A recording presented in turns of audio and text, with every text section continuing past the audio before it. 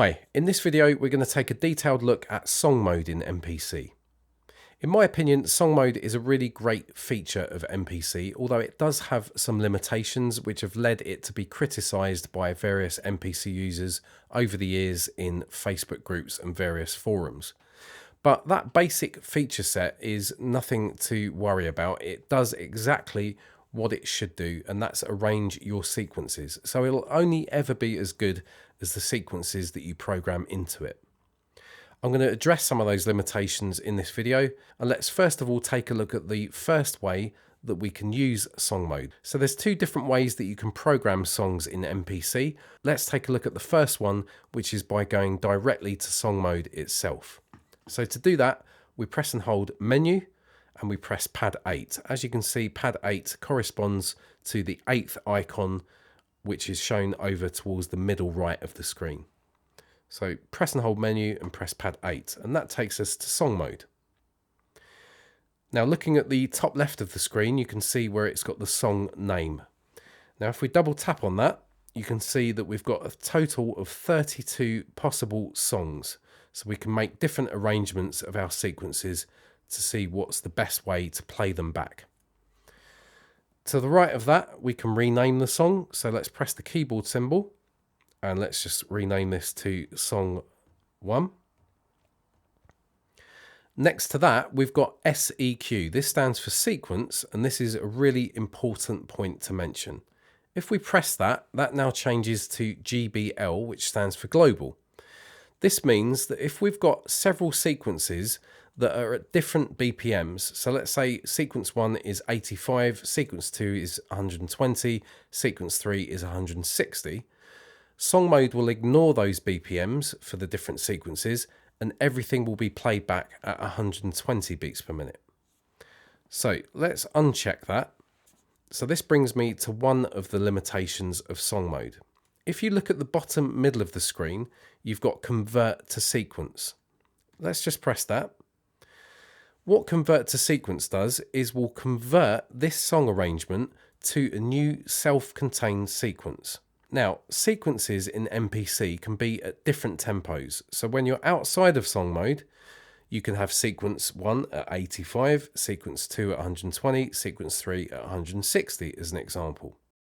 In song mode, if we program our sequences into the list that you can see shown over on the left-hand side here, so I'm just going to quickly populate these.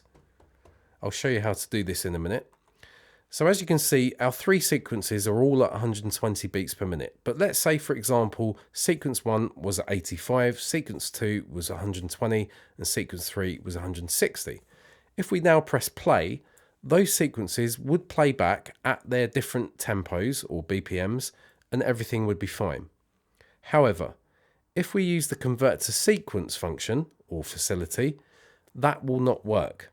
It will convert the song to a newly self-contained sequence, but that sequence, as we know, can only be one tempo and it will adhere to the first tempo or BPM that it receives from the sequence in the list. So just as an example, let's go back to the main page and let's change sequence 1 to 109 beats per minute. Let's press and hold menu and press pad 8 and go back to song mode. You can see that sequence 1 in the top of the list here is 109 and you can see it's reflected on the pad just down here. So this will play back in song mode as we can see it here perfectly. However, as said, if we use the convert to sequence function, let's just do that. Let's convert it and this will appear on sequence 4 now. Let's go to the main page, go up to sequence 4, and you can see that sequence 4 is adhering to the BPM set for sequence 1, which was 109 beats per minute. That means the other sequences that will come later in this sequence, so to speak, because we've converted this from the song, all of those will play back at 109 beats per minute. We can't change BPM within our sequences. So let's just go back to sequence 1 and change that back to 120. Let's press and hold menu and press pad 8.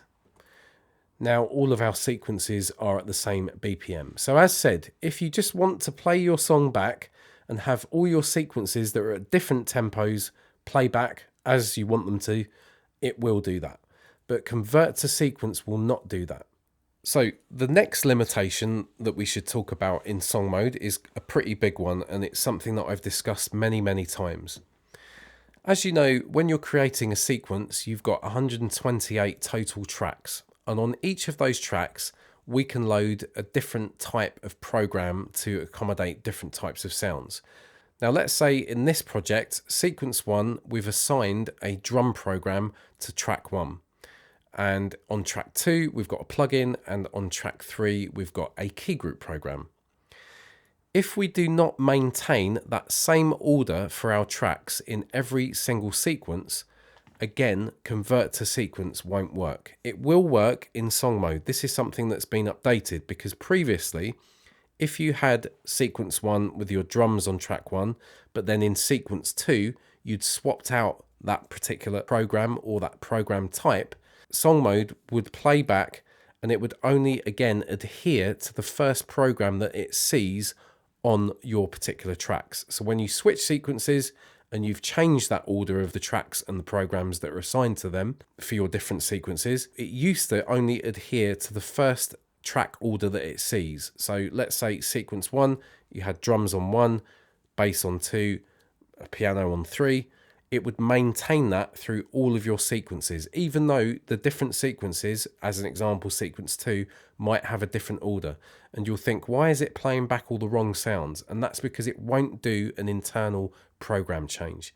However, they have updated that now. So when you play back your song here, it will play your sequences exactly how you've got them set up.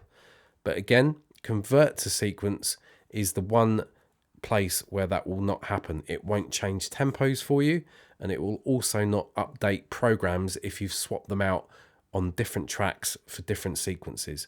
And this is why I always say, when you're starting a project, make sure that you stick to the same track order so this facility is available to you, because it is a really handy facility, and I'll explain why.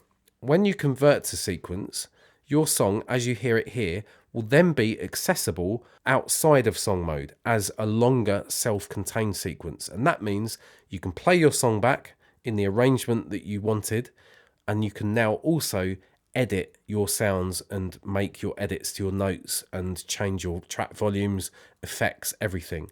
But as you can see in song mode, we can't do that at all. This is why people get frustrated with song mode.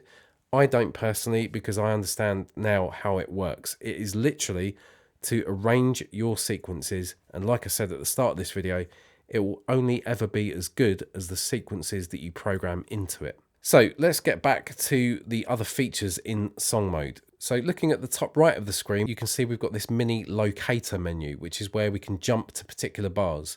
So as you can see, sequence 1 is 8 bars, sequence 2 is 4 bars, and sequence 3 is 8 bars, giving us a total of 20 bars. So this will just jump through. So as we get up to bar 8, you can see it will jump to sequence, or rather bar 9, it will jump to sequence 2. Okay, so it's showing you, when you play back your song, what point in that song the sequence will actually trigger. Okay, so let's go through this. This is just 4 bars, so this will bring us up to bar 13, and then it will jump to sequence 3, which is another 8 bars. That will go all the way to bar 20. So let's go over to the left-hand side of the screen, and you can see if we tap on any one of these sequence slots, where it says sequence and the number, it's grey. And in that grey box, that turns grey to tell you that you can now use your data wheel to very quickly swap out the sequence in that particular position of the song. So this is really great if you've actually programmed your song. I'll show you how to do that in a minute. I did jump over that earlier because I was showing you something else. But here we can just swap out the particular sequence that we programmed previously. So this is just a really quick way to make different arrangements of your song. So let's just clear this by pressing clear in the bottom left hand corner. So to add your sequences to the song, it's really easy. You just press your main record button on your transport controls, and you can just simply press your physical pads or the pads shown on the screen. So I'm going to press 1, 2, 3, and that's how you populate your list. There's another way that you can do it. You can just press clear So if we press insert multiple times, you can see it's inserting the currently selected sequence. If I now press pad 2 once, that will be the 5th instance, which is here. If I press my pad again, you'll see that number 1 in the middle of this white bar changed to 2. If you look at the top of the list, you can see there's a loop symbol. And this allows you to loop a particular sequence a particular amount of times. So sequence 5 at the bottom of the list is going to repeat 8 times. So that's going to be 32 bars. So it's 8 times the 4 bars of that total length of that sequence. We can change that manually here, so we can press on any one of these. Again, this will turn grey, and we can use our data wheel to change the amount of times these play back. And also, if you go fully anti-clockwise, you can hold your sequence. So this will continuously repeat these 8 bars of sequence 2 until we tell it to just come out of that by choosing a particular number. This is good for live performance because you might have programmed a song to play back in a live situation and think, oh, actually, I want to hold that there and just do a solo over the top of it if you're a guitarist or a keyboard player, for example. These are other features that you might not know. So you can actually repeat these sequences all the way up to 999 times. It will take me forever to roll my data wheel up to 999, but it does go all the way up to 999.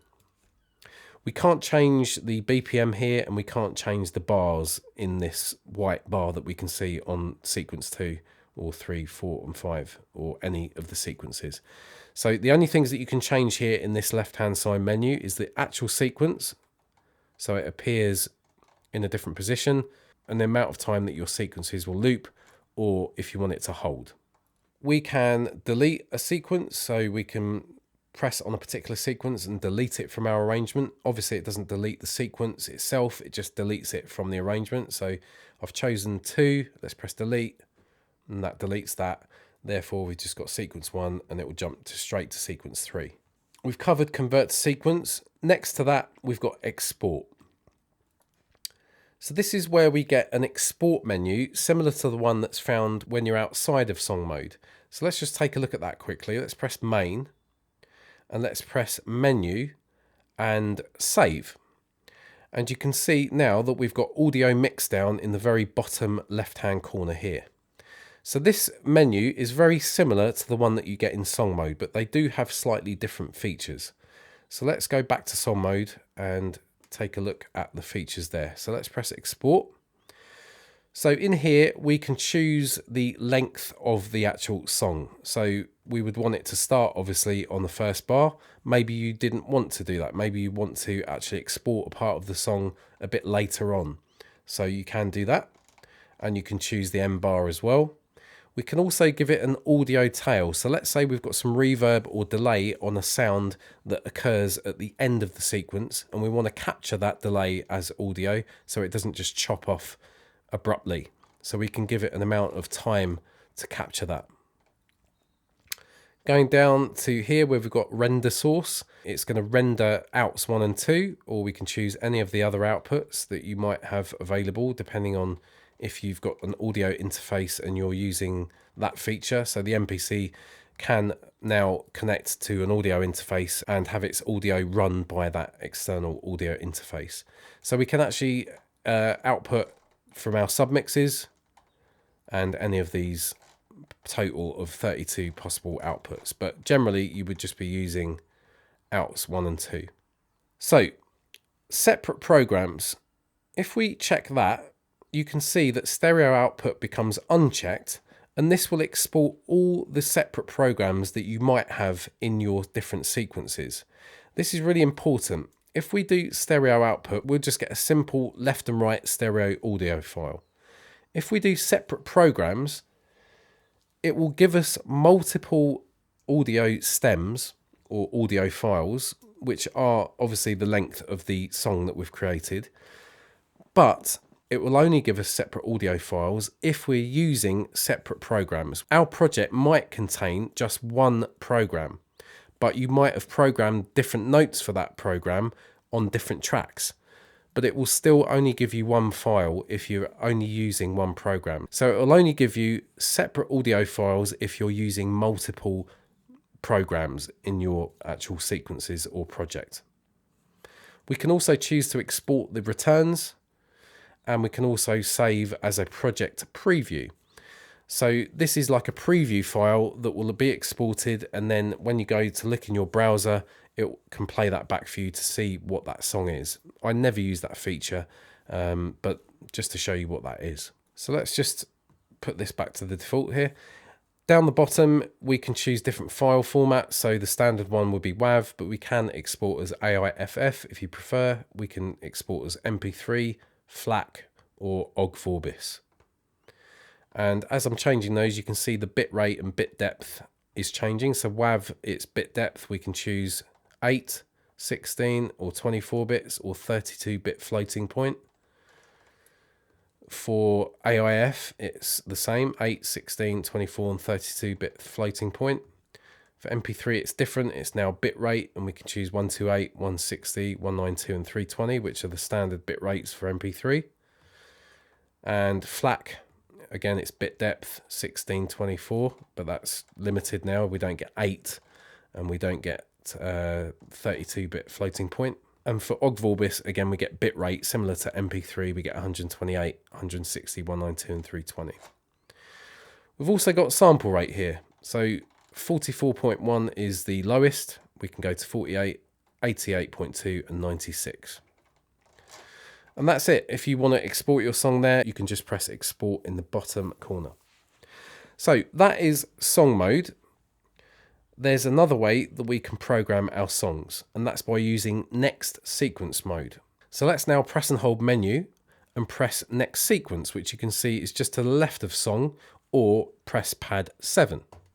The other way that we can populate our song list is by playing our sequences back in next sequence mode in a particular fashion or a particular order. Now, it's not going to do that for me because I'm not actually playing back. I don't want to do that because I don't want to detract from my voice and what I'm telling you here. But if, for example, I press play now and this played sequence 1, and then I triggered sequence 3, and then I triggered sequence 2, and then triggered sequence 4, I would then be able to export that performance as a song arrangement. It's recording that in the background. So we press song in the bottom left-hand corner, we press do it, and then if we went to song mode, we would see that order of sequences that we've played back in here, populating our song or our sequence list in song mode.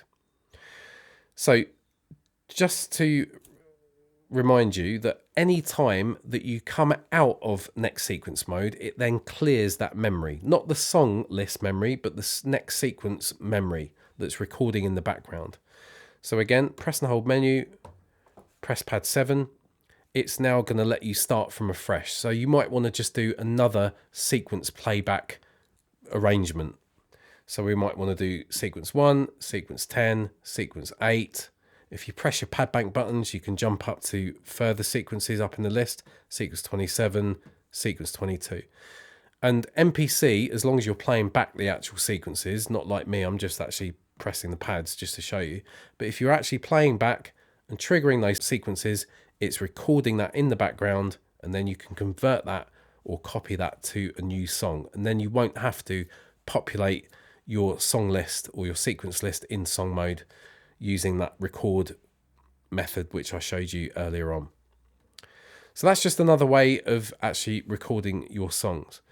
You can see at the bottom of the screen, you've got sudden and hold. Now, sudden and hold are also available in song mode. So let's just go back to song mode and I'll explain what they do. They do exactly the same thing as they do in next sequence mode. Go back to pad bank A and we can input our real sequences. Now, what sudden does is that when you play back your sequences, it will simply just suddenly jump to the next sequence. So let's press play and press sudden.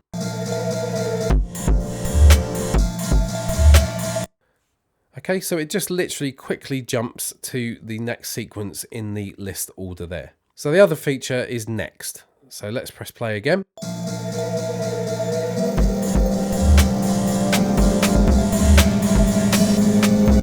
Okay, so it's overlapping a bit there. So it will literally wait for the next bar and jump to the next sequence. So that's pretty much song mode covered. Hopefully that tells you all you need to know. If you do have any questions, of course, either send me a message on the course platform here or just email me at tubedigga@gmail.com. Hope you've enjoyed the video. I'll see you on the next one. This is Tubedigga and I'm out.